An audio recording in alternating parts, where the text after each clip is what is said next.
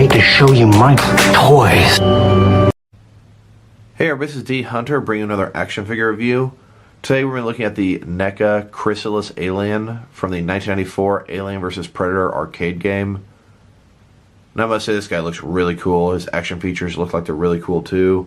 He's probably the one that I'm most looking forward to, at least before opening them. So let's check out the packaging here. You can see the guy sitting in there. He's got a big shell, strong dome here, exoskeleton, whatever you want to call it. For some reason I kind of think turtle when I see this guy. Alien vs. Predator. This is the arcade game, not the movie or the comics. On this side we've got Alien just sort of standing there. Other side you can just see Alien vs. Predator general arcade sort of image. Top, Alien vs. Predator Chrysalis. Bottom, barcode, nothing important. And on the back you can see the alien sort of sitting here in a video game atmosphere. Then we've got the checklist, the 3 predators that are already out, the 3 aliens that are here right now, and then we've got Dutch and Lynn. They're also released, and mine should be coming hopefully by the end of the week. Who would have thought after all these years some company would make figures from this arcade game, from some obscure different variation of aliens? I think it's awesome, and the way the Neca interprets these things is just absolutely amazing. I cannot wait to open these guys up and just see how cool they are. This figure here was part of a larger haul of 6 figures from this wave that I got from Amazon.com. Shipping directly from Neca is kind of outrageous. The only way I can justify doing it is if I buy multiple items at once. I think I charged a total of $18 shipping for these 6 guys. When you look from that point of view, it's not quite as bad, but if you get one figure shipped, it's something like $11, which is a bit nuts. Alright, well now that we got this figure out of the package, here he is. This guy comes with absolutely no accessories, which in itself is a little bit disappointing, but the figure itself makes up for it. This guy's absolutely awesome. Chrysalis Alien. I don't know if he's sort of, it makes me think of cocoons or upgrading, molting.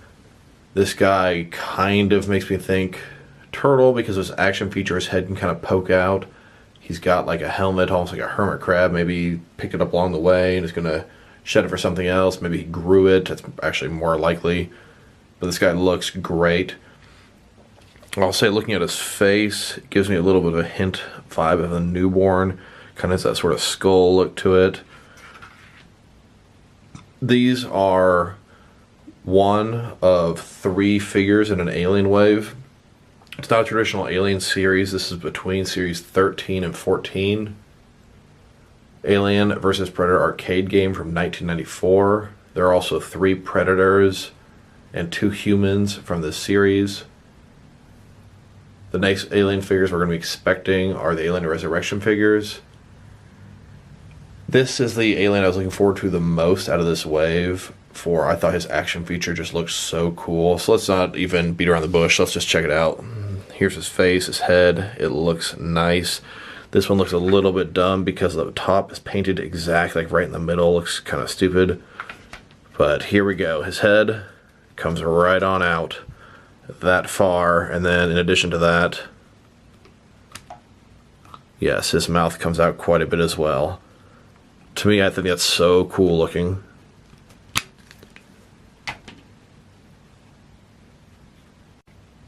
So let's take a look at the entire figure. Here's the top of the head, kind of bone-ish, exoskeleton.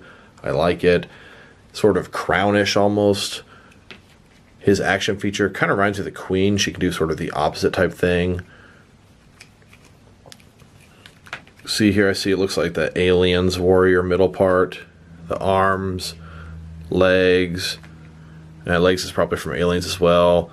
Feet. And a lot of this is totally new. This guy just looks so cool. Check him out. Very impressed. Super long tail. Everything you'd ask for in a xenomorph. So next, let's check out this guy's articulation. And I will say I had a few stuck joints. I got a big thing of hot boiling water.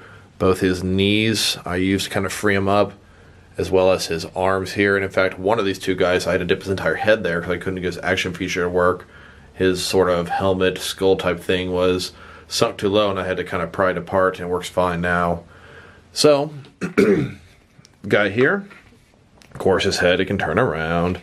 You can look down, not too far, and up, not too far. They mostly concentrated on the action feature, which we're going to check out again. Look at this guy. Kind of snaps out. And can snap out again. Love it. And it can turn a little bit as well. It's a little rough to get it to go in and out sometimes, and I'm not going to lie, when I pull it out, it's hard to get it to come out at first, and it sort of pulls really, really far. Be careful when you're doing this. I actually pulled one of my aliens' mouths out, and I was able to put it back no problem. But a little annoying. Shoulders go out just about 90 degrees, not quite. Of course, they're on a ball, go around, up, down, etc., etc. His arms double jointed. You can see inside of here is a joint up top and a joint below. First of all, they swivel on the top and they swivel on the bottom. And the top part, now even though I heated them up, they're still really, really tight. You can see here's this part going in and out. In addition to that, this middle part also goes in and out. Double jointed, but very, very tight. The wrist can go around. It's also hinged, and then his fingers are articulated as well. Ball joint in the middle, kind of where an ab crunch. Waist swivel all combined into one. Not a ton of range of motion, but a little, and he can go around, up and down about that far. His legs go out that far. They're hindered from this sort of thing right here. Now, there's articulation going in and out. You can kind of see that probably inside of there. But they also move separately from the actual joint. You can kind of see here the ball stays there and these legs can move around. Forward quite a bit, more than 90 degrees. Back quite a bit as well. Double jointed knees all the way back with a swivel on the top part. Now his feet. They can go up and down. They can go around. Must be a ball joint here. Joint completely hidden inside. And there's toe articulation. Next, I'd like to compare him to a bunch of different Alien and Predator action figures to see how he fits in scale and style-wise. Now I'm going to say this figure is very, very nice. I really like the detail, I like the colors, I like the way he looks. Everything about him is a home run for me. So first of all, here he is next to himself. You can see how much further his neck can go out than when it's tucked inside. Just think it's such a cool little feature. Very Alien-esque. His head pops out, kind of like how the inner jaw pops out. You've seen this sort of thing done, but this is like, whoa, way more extreme. And then here he is with the rest of this wave. This is from the 1994 Alien vs. Predator arcade game. Not to be mixed up with the movies or the comics, although they definitely took inspiration from the comics. I think that if I were to guess, this Razor guy is going to be the most popular, but I must say this guy's my favorite so far. Just the way he looks is so unique, so cool. I'm thinking of him just sort of Chrysalis, I don't know, thinking of him in an alien planet, cocooned, coming out a little bit differently than the other aliens. Who knows? These guys are all awesome, though. Now here are all the figures. Two of them in the background, they're all standing up, and in the front, they're all using their action features on each other. I say action features as if they're a figure from like the 90s or something. They don't really have any action features, but they all have stuff they can do. Razor guy here, his arms outstretched with his claws up. Chrysalis here with his head extended out. And then arachnoid alien on all fours, crawling around. So that would be all the aliens from the arcade game line. But let's not forget about the facehugger and chestburster that came with, I believe, the Mad Predator. Almost colored normally, but a little bit shaded differently, sort of video game-esque. And the chestburster as well. Pretty cool that they gave us these as well. Always love the accessories. And here they are with the 3 previous released Predator figures from the arcade game line. I grouped them up this way because these 2 are playable characters that work with the humans, and this one here is one of the bosses in the game, and he's sort of an enemy. These 2 are teaming up with the humans to take down the aliens. Not really sure what his agenda is. These guys are pretty crazy because they're actually sporting a smart gun and a pulse rifle. Absolutely crazy to see Predators using that. They didn't use exactly those weapons in the games, but I absolutely love how Neca interprets things. And here they are, aliens and Predators battling each other for the Earth. Forget what the humans want to do. Next, let's check them out versus some other Alien and Predator video game action figures. So here they are next to an Alien from the Aliens arcade game. There was an arcade game separate from the Alien vs. Predator arcade game, simply based off the 1986 film Aliens, and these alien warriors are from it. They were kind of pinkish in the game. These guys are made with the Ultimate Aliens warrior body. And don't forget, they also came with nice little pink chest bursters as well. And here they are next to a couple of dog aliens. I believe these ones are from the NES Alien 3 game. Now you can see here they appear to be different, but they're sort of half colored one way and half colored the other way, kind of reminiscent of the shading in the game. And here they are next to a video game Predator. I believe this is from an NES Predator game, and once again he's colored a certain way because of the shading in the game and whatnot. And here they are next to Serpent Hunter. He's one of the Predators from the 2010 Alien vs. Predator game. Here they are next to some Kenner alien figures from the different various Kenner lines. We've got Mantis, Scorpion, Snake, and Gorilla. I always thought that these Alien vs. Predator arcade aliens would fit in nicely as Kenner ones. They look very similar to it, with a sort of unusual coloring, unusual designs, almost animalistic qualities to them. I was going to put them with the Kenner ones, but at this point I like them so much they're definitely going to get their own display area.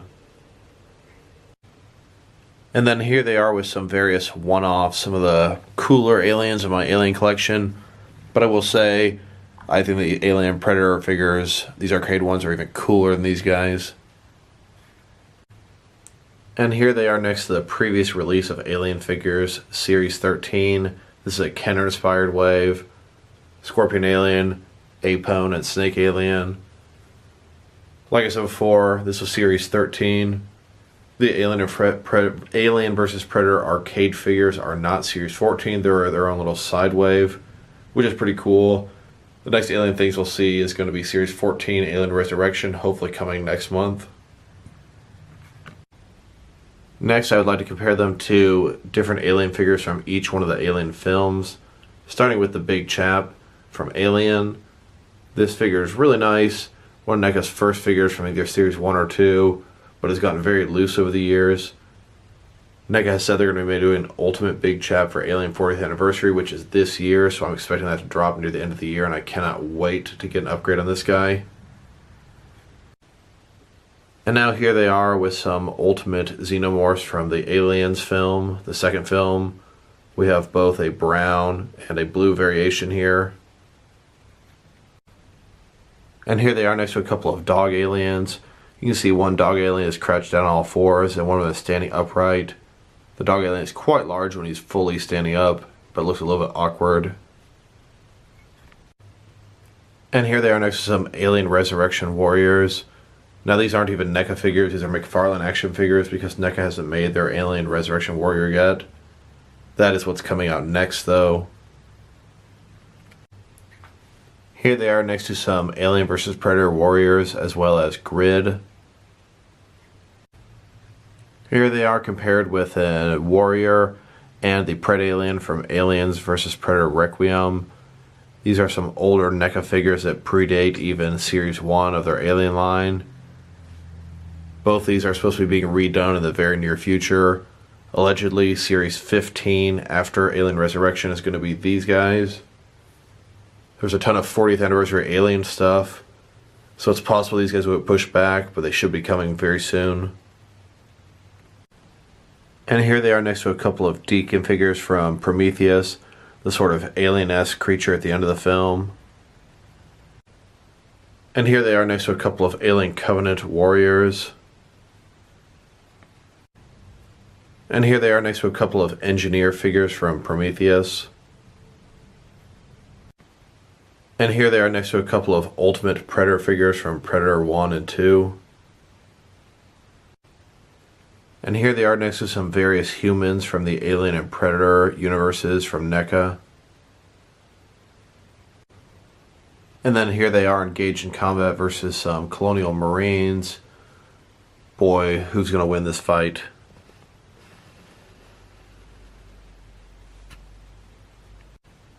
Now, all in all, I must say, I like this figure a lot. I know I'm continuing to sing their praises, but these arcade figures are absolutely fantastic.